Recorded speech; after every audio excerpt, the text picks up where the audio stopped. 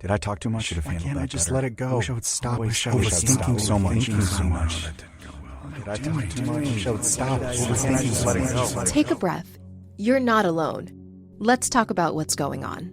Counseling helps you sort through the noise with qualified professionals, and online therapy makes it convenient. See if it's for you. Visit betterhelp.com/randompodcast for 10% off your first month of online therapy and let life feel better. Why choose a Sleep Number smart bed? Can I make my site softer? Can I make my site firmer? Can we sleep cooler? Sleep Number does that. Cools up to 8 times faster and lets you choose your ideal comfort on either side. Your Sleep Number setting. Enjoy personalized comfort for better sleep night after night. It's our Black Friday sale. Recharge this season with a bundle of cozy, soothing comfort. Now only $17.99 for our C2 mattress and base, plus free premium delivery. Prices higher in Alaska and Hawaii. Check it out at a Sleep Number store or sleepnumber.com today.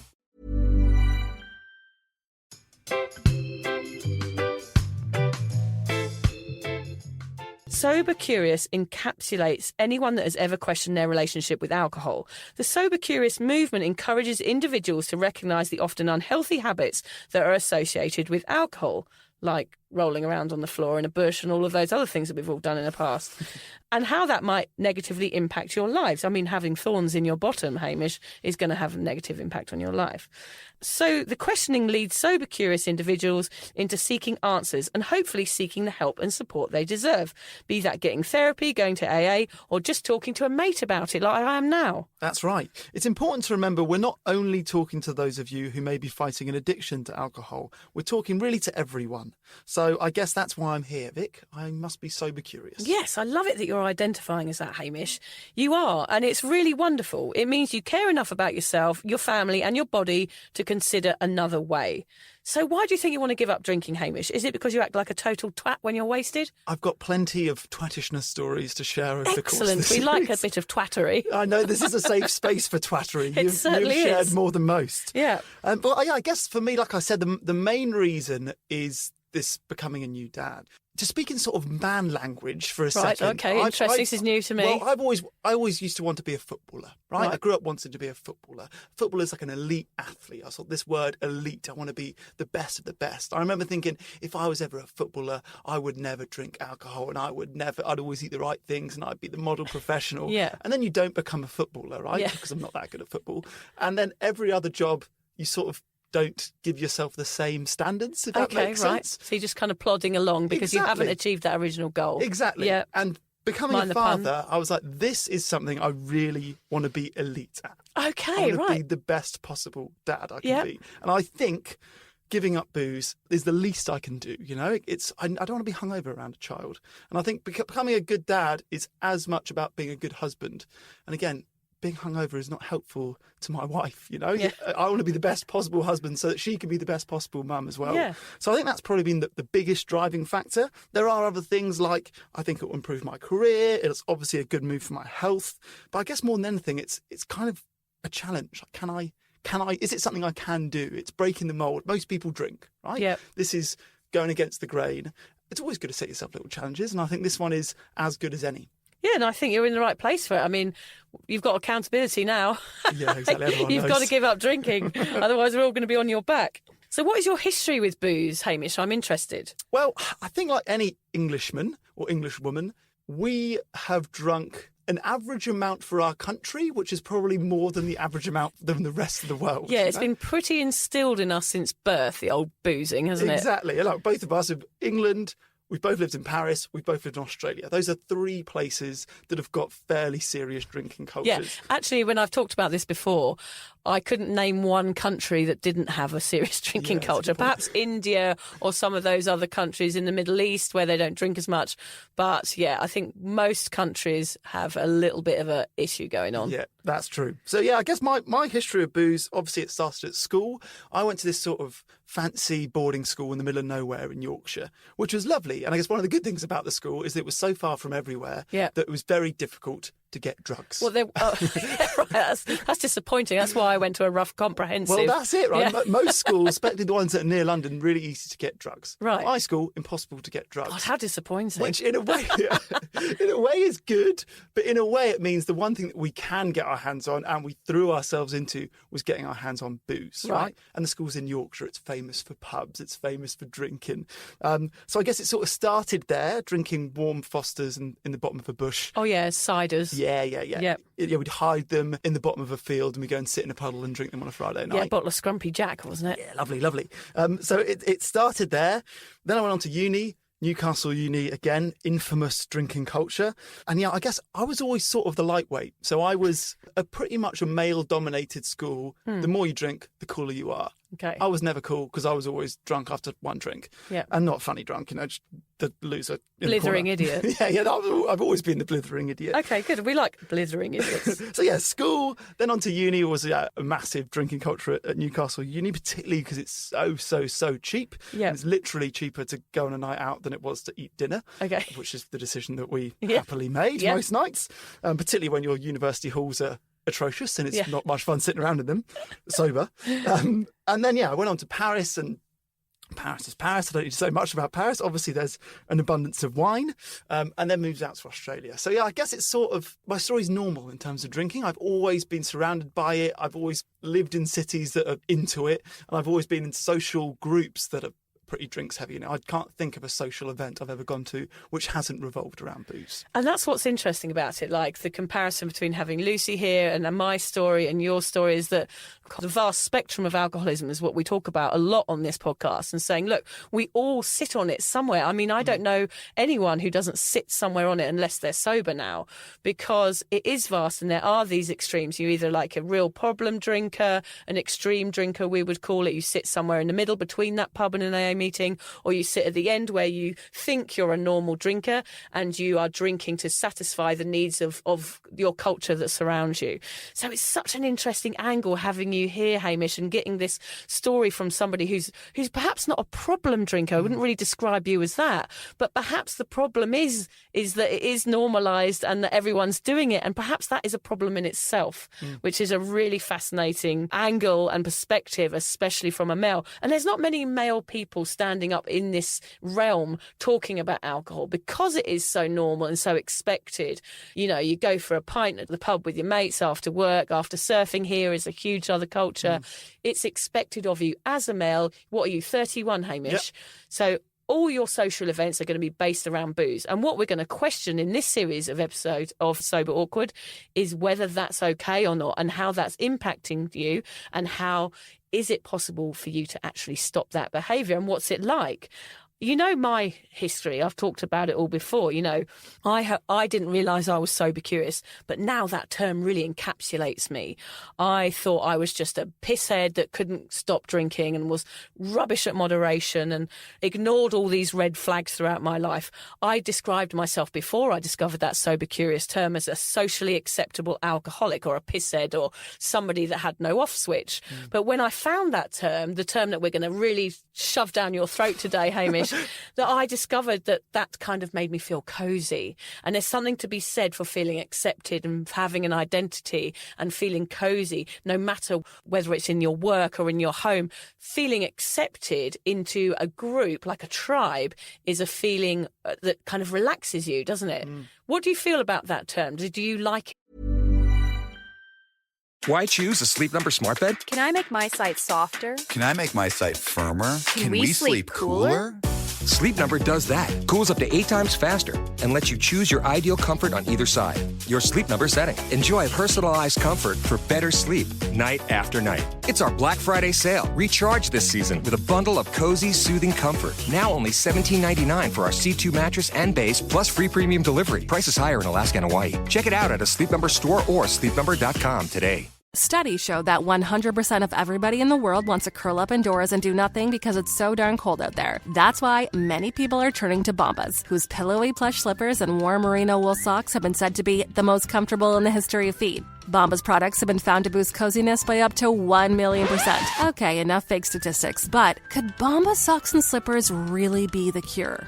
Go to bombas.com/audio and use code AUDIO for 20% off your first purchase. That's BOMBAS.com and use code AUDIO. Yeah, I mean, I'm sure we'll talk later on about the sort of dangers of labels. I think labels often can be a negative thing. Yes. But I think in this respect, it's such a welcome, alcoholic is a nasty, dangerous, aggressive label. Yeah, scary label. And feels like, people don't think they're an alcoholic, even if maybe they are. Yeah. Think, alcoholics are people that drink whiskey at 2 a.m. or 5 a.m. by themselves. It allows you to point the finger and say, well, I'm not that, so I'm all right, Jack. Exactly. And sober curious, I think, is pretty much anyone. I don't know anyone that hasn't at some point thought, drinking, I feel terrible this morning. Yeah. Maybe I shouldn't drink tomorrow. This is shit. Maybe I should stop this. So So it's a label I'm all right with. Yeah, okay, good. I'm okay with attaching myself to that label. Yeah, it's like a big hug actually for me. I really love that word. I think it's really, really kind of cozy, as I said. And I love your reasons, Hamish, like to be becoming a dad and wanting to be the best dad in the world. I mean, that's why I gave up drinking was because I became a mum and I tried to combine these two crazy lives, like being a mum and being a pisshead, being a party girl. And those worlds, of course, they collided massively when I was hungover and trying to be a parent. The two just are not compatible. So my reasons are very, very similar to yours, even though I was probably more of a binge drinker and more of a heavy problem drinker than you are. My reasons are exactly the same. Do you think you've ever ignored any red flags that your drinking was a little bit more than average, Hamish? Yes. Yeah, we've all got a few of those. Yeah, I've got a few. I'll tell one to get you started, which was I was on holiday in Laos.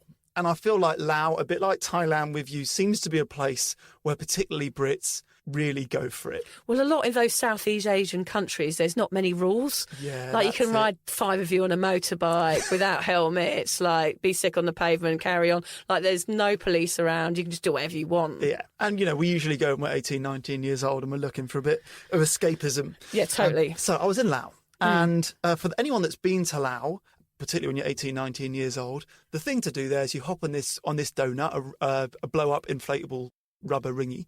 Rubber ringy? Yeah, sure. Sounds like a condom.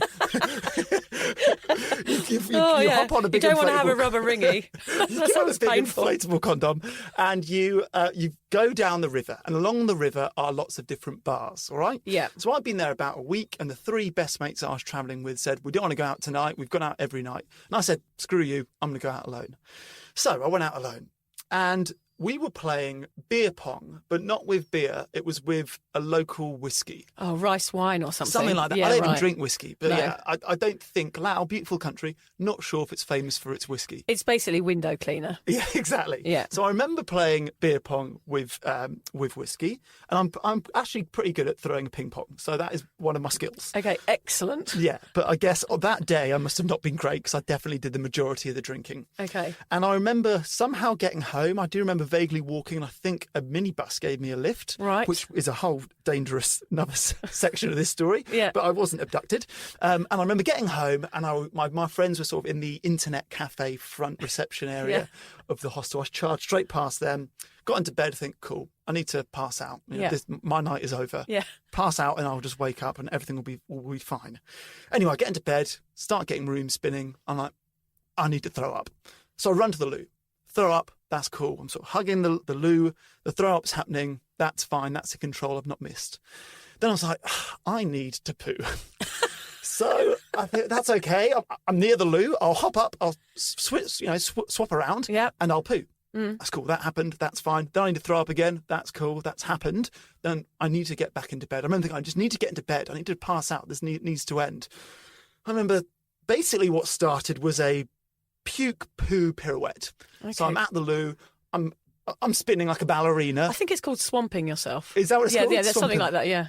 Okay, so from memory, that was, I was timing it well. Everything was going where it needed to go. Okay. And I got back into bed. And then my mate, who I was sharing a room with, came in and said, hey, there is puke and poo all over the bathroom floor and all over the bed.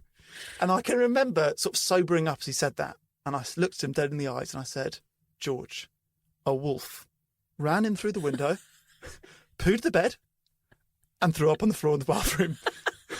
The wolf. It was a wolf. Yeah, I blame this wolf, this poor wolf. I'm not even sure if Lau has wolves. So had you actually mistaken the bed for the bathroom? No, I just don't think I made it, maybe. Okay, or maybe just- I was asleep and things were going. But then the worst thing was we were checking out the next day and checkout was at 10 o'clock. Yeah. So I remember thinking, that's fine. I'll make a pile of Stuff. pooey, pukey sheets Yeah. and put it in the corner and I'll leave the room 9:59 straight onto the bus.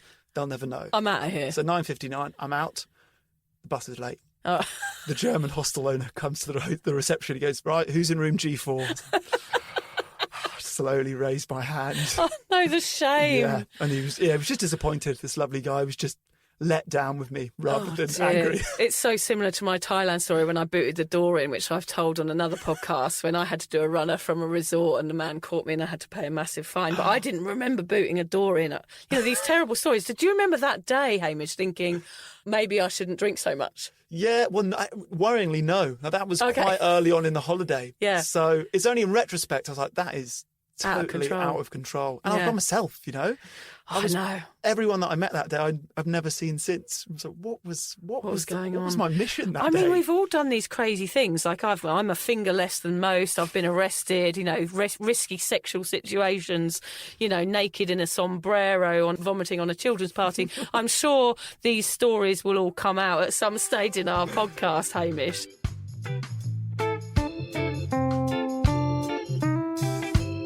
If you're questioning your relationship with booze, you're struggling to moderate, or your hangovers are causing anxiety, it might be time to reach out for some support. Yeah, just talk to a mate about how you're feeling, contact a local doctor, find an AA or sobriety group. Vic's got one. Yeah, just head to www.cuppa.community. Remember, if you're questioning yourself, it might be time to seek support. Even though this journey can be awkward, it is definitely worth it. And if you've enjoyed the Sober Awkward podcast, don't forget to review it, rate it, and share it with your mates. They have to share it with their mates? Yeah, of course they do. I'm not doing this for nothing, Hamish. Bloody hell. How do they share it? I don't know, just write it on the document.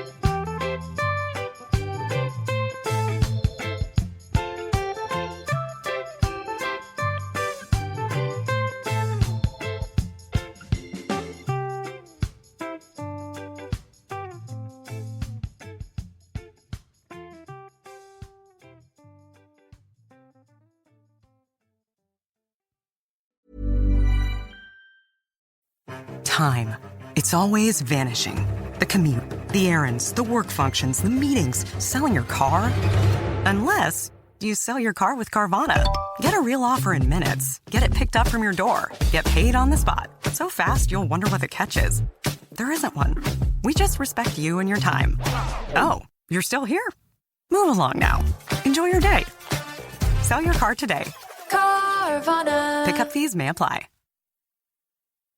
Hey, let me let you in on a little secret. I've turned staying into bed into an art form. It's just my place. It's my shopping sanctuary, and honestly, the perfect place to hang out with all of my favorite people. So join me and some of the most interesting people I know for shopping, some laughs, and maybe a few secrets, all from the comfort of my bed. And the best part, you can watch from your bed. All new episodes of my show, In Bed with Paige DeSorbo, air Mondays at 8 p.m. Eastern Standard Time on Amazon Live. Just open Prime Video on your TV and search Amazon Live to cozy up in bed with me, Paige DeSorbo. Because why get out of bed if you don't have to? This episode is brought to you by Progressive Insurance. Do you ever think about switching insurance companies to see if you could save some cash? Progressive makes it easy to see if you could save when you bundle your home and auto policies. Try it at Progressive.com. Progressive Casualty Insurance Company and Affiliates. Potential savings will vary. Not available in all states.